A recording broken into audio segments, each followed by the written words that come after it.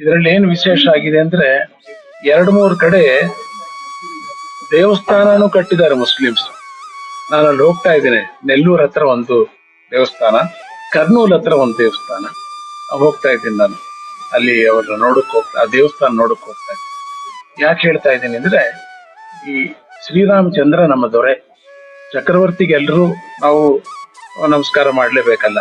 ಹಾಗೆ ರಾಮರಾಜ್ಯ ಬೇಕು ಅಂತ ಹೇಳ್ತೀವಿ. ರಾಮನ ಕಾಲದಲ್ಲಿ 12,000 ವರ್ಷಗಳು ಅವರಿದ್ದಾಗ ಯಾವ ಒಂದು ಅಕ್ರಮನೂ ನಡೆದಿಲ್ಲ. ಅಂದ್ರೆ ಸುಳ್ಳಾಗಲಿ ಕಳ್ಳತನವಾಗಲಿ. ಅದಕ್ಕೆ ರಾಮರಾಜ್ಯ ಬರಬೇಕು ಅಂತ ಇರ್ತೀವಿ ನಾವೆಲ್ಲರೂ ಕೂಡ. ಈಗ ಅಯೋಧ್ಯೆಯಲ್ಲಿ ರಾಮಲಲ್ಲ ಪ್ರತಿಷ್ಠೆ ಆದಮೇಲೆ ನಮ್ಮ ಒಂದು ದತ್ತಪೀಠ, ಶ್ರೀ ಗಣಪತಿ ಸಚ್ಚಿದಾನಂದ ದತ್ತಪೀಠ, ಅವಧೂತ ದತ್ತಪೀಠ ಅನ್ನ ಸ್ಥಾಪನೆಯನ್ನ ಮಾಡಿದೀವಿ. ಒಂದು ಚಿಕ್ಕದು ಆಶ್ರಮ, ಚಿಕ್ಕದು. ಈಗ ಬಹಳ ದೊಡ್ಡ ಒಂದು ಏರಿಯಾದಲ್ಲಿ ಕಾರ್ಯಕ್ರಮವನ್ನ ಮಾಡ್ತಾ ಇದ್ದೀವಿ. ಎಲ್ಲ ಒಂದು 10-15 ಸಾವಿರ ಜನ ಸೇರ್ತಾ ಇದ್ದಾರೆ. ಅಲ್ಲಿ ರಾಮತಾರಕ ಹೋಮವನ್ನು ಕೂಡ ಮಾಡ್ತಾ ಇದ್ದೀವಿ. ಮತ್ತು ಬಡವರಿಗೆ ಮುಖ್ಯವಾಗಿ ಅನ್ನದಾನವನ್ನ ಹೆಚ್ಚಾಗಿ ಹಮ್ಮಿಕೊಂಡಿದ್ದೀವಿ ನಾವು. ಬಡವರಿಗೆ ಅಂದ್ರೆ 7 ದಿನ ಕೂಡ ಬಡವರಿಗೆ ಅನ್ನದಾನವನ್ನ ಮಾಡ್ತಾ ಇದ್ದೀವಿ. ಮತ್ತು ಮೈಸೂರಿನಿಂದ ತುಂಬಾ ವಿಶೇಷ ಏನಂದ್ರೆ, ಮೈಸೂರಿನಿಂದ ರಾಮ ಭಕ್ತರಾಗಿರ್ತಕ್ಕಂಥವ್ರು ಮತ್ತು ಆಶ್ರಮಕ್ಕೆ ರೆಗ್ಯುಲರ್ ಆಗಿ ಬರ್ತಕ್ಕಂಥ ಭಕ್ತರು 1,000 ಭಕ್ತರನ್ನ ಇಲ್ಲಿಂದ ಟ್ರೈನ್ ಅಲ್ಲಿ ನಾವು ನಾಳೆ ದಿನನೇ, ಅಂದ್ರೆ 22ನೇ ತಾರೀಕು, ನಾಳೆ ದಿನನೇ ಹೊರಡ್ತಾ ಇದ್ದೀವಿ ನಾವು. 3 ದಿನದ ಕಾಲ ಅವ್ರ ಜೊತೆಲೆ ನಾನು ಕೂಡ ಹೋಗ್ತಾ ಇದ್ದೀನಿ. ಆ ರಾಮನ ಕೃಪೆ ಎಲ್ಲರಿಗೂ ಒಳ್ಳೇದಾಗ್ಲಿ, ಸಮಸ್ತ ಸನ್ಮಂಗಳ ಭವಂತು, ಸಮಸ್ತ ಜನಕ್ಕೂ ಕೂಡ ಒಳ್ಳೇದಾಗ್ಲಿ ಅಂತ ಹೇಳಿ ಈ ನಿಮಗೆ ಭಾರತ ಟಿವಿ. ಜೈ ಗುರುದತ್ತ, ಶ್ರೀ ಗುರುದತ್ತ. ಜೈ ಶ್ರೀರಾಮ್. ರಾಮಾಯ ರಾಮಭದ್ರಾಯ ರಾಮಚಂದ್ರಾಯ ವೇಧಸೆ ರಘುನಾಥಾಯ ನಾಥಾಯ ಸೀತಾಯಾ ಪತಯೇ ನಮಃ. ಪೂಜ್ಯ ಗುರುದೇವರು ಶ್ರೀ ಗಣಪತಿ ಸಚ್ಚಿದಾನಂದ ಸ್ವಾಮೀಜಿಯವರು ಅಯೋಧ್ಯೆಯಲ್ಲಿ ಬೇಗ ರಾಮ ಮಂದಿರ ಆಗಲಿ ಅಂತ ಹೇಳಿ ಶತಶ್ಲೋಕಿ ರಾಮಾಯಣವನ್ನ ಕೋಟಿಗಟ್ಟಲೆ ಪಾರಾಯಣ ಮಾಡಿಸಿದ್ದಾರೆ. ಆಗ ಅದರ ಮಹಾಯಾಗ ಕೂಡ ಅಯೋಧ್ಯೆಯಲ್ಲಿ ಆಗಿತ್ತು 2016ರಲ್ಲಿ.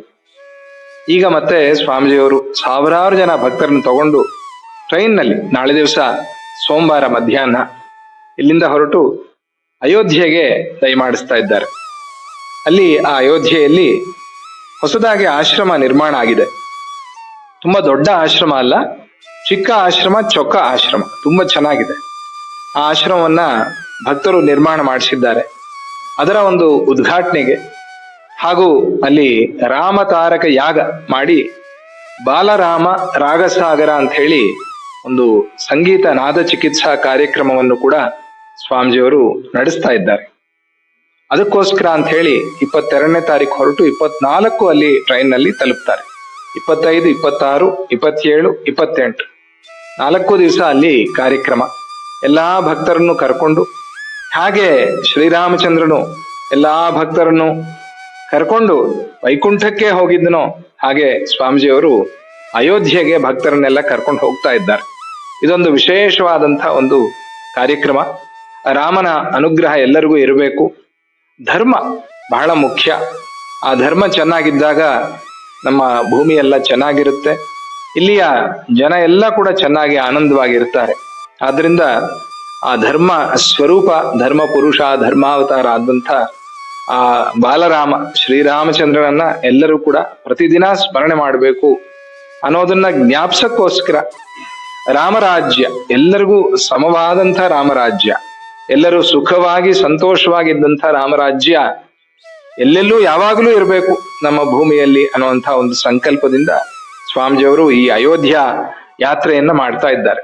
ಎಲ್ಲರಿಗೂ ಒಳ್ಳೇದಾಗ್ಲಿ, ಎಲ್ಲರೂ ಸುಖವಾಗಿ ಸಂತೋಷವಾಗಿರ್ಲಿ, ಲೋಕಾ ಸಮಸ್ತ ಸುಖಿನೋ ಭವಂತು ಅನ್ನುವಂಥ ಸಂಕಲ್ಪ. ಹೊಸ ವರ್ಷ ಅಂದ್ರೆ ಜನವರಿ, ಆಂಗ್ಲ ಸಂವತ್ಸರಾದಿ ಕೂಡ ಬರ್ತಾ ಇದೆ.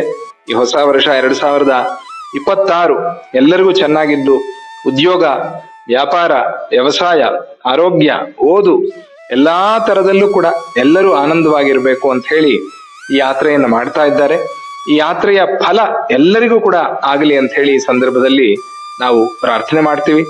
ಎಲ್ಲರೂ ಆ ಅಯೋಧ್ಯ ಯಾತ್ರೆಯನ್ನ ತಪ್ಪದೆ ಮಾಡಿ, ಹೋಗಿ ಬಂದಿದ್ರು ಕೂಡ ಮತ್ತೆ ಒಂದ್ಸಲ ಹೋಗಿ. ನಾವು ಅಂತಹ ಕ್ಷೇತ್ರಗಳಿಗೆ ಹೋಗ್ಬೇಕು. ಸಪ್ತ ಮೋಕ್ಷಪುರಗಳಲ್ಲಿ ಅಯೋಧ್ಯ ಮೊದಲನೆಯದು. ಅಯೋಧ್ಯ, ಮಥುರಾ, ಮಾಯಾ, ಕಾಶಿ, ಕಾಂಚಿ, ಅವಂತಿಕಾ, ಪುರಿ, ದ್ವಾರವತಿ ಚೈವ ಸಪ್ತೈತೆ ಮೋಕ್ಷದಾಯಕ ಅಂತ. ಈ 7 ಮೋಕ್ಷವನ್ನ ಕೊಡುವಂತ ನಗರಗಳು. ಅದರಲ್ಲಿ ಅಯೋಧ್ಯ ಅನ್ನೋದು. ಇದನ್ನ ಯುದ್ಧ ಮಾಡಿ ಗೆಲ್ಲಕ್ಕೆ ಸಾಧ್ಯ ಇಲ್ವಂತೆ. ಮತ್ತೆ ಹೇಗೆ ಅಂತಂದ್ರೆ ಭಕ್ತಿಯಿಂದ, ಧ್ಯಾನದಿಂದ ಭಗವಂತನನ್ನ ಒಲಿಸ್ಕೊಳ್ಬೇಕೇ ಹೊರತು ಯುದ್ಧ ಮಾಡಿ ಗೆಲ್ಲಕ್ಕೆ ಸಾಧ್ಯ ಇಲ್ಲ. ಅದರಿಂದ ಅದು ಅಯೋಧ್ಯ ಅಂತ ಹೇಳಿ. ಆ ಅಯೋಧ್ಯೆಯಲ್ಲಿ ಈ ತರದ ಒಂದು ಅದ್ಭುತವಾದ ಕಾರ್ಯಕ್ರಮ ನಡೀತಾ ಇದೆ. ಎಲ್ಲರಿಗೂ ಒಳ್ಳೇದಾಗ್ಲಿ. ನೋಡ್ತಿರೋ ನಿಮ್ಗೆಲ್ಲರಿಗೂ ಕೂಡ ಒಳ್ಳೇದಾಗ್ಲಿ. ಹೊಸ ವರ್ಷಕ್ಕೆ ಮುಂಚೆ 30ನೇ ತಾರೀಕು ವೈಕುಂಠ ಏಕಾದಶಿ ಬರ್ತಾ ಇದೆ. ನಮಗಿಲ್ಲಿ ದತ್ತ ವೆಂಕಟೇಶ್ವರ ಸ್ವಾಮಿ ಸನ್ನಿಧಿಯಲ್ಲಿ ಬಹಳ ವೈಭವವಾಗಿ ಆ ವೈಕುಂಠ ಏಕಾದಶಿ ನಡೆಯುತ್ತೆ. ಬೆಳಗ್ಗೆ 5 ಗಂಟೆಯಿಂದ ರಾತ್ರಿ 10 ಗಂಟೆವರೆಗೂ ದರ್ಶನ ಆಗ್ತಾ ಇರುತ್ತೆ. ನೀವೆಲ್ಲರೂ ಬಂದು ದರ್ಶನ ಮಾಡ್ಕೊಳ್ಳಿ. ನಿಮ್ಗೆಲ್ಲರಿಗೂ ಒಳ್ಳೇದಾಗ್ಲಿ. ಜೈ ಗುರುದತ್ತ, ಶ್ರೀ ಗುರುದತ್ತ.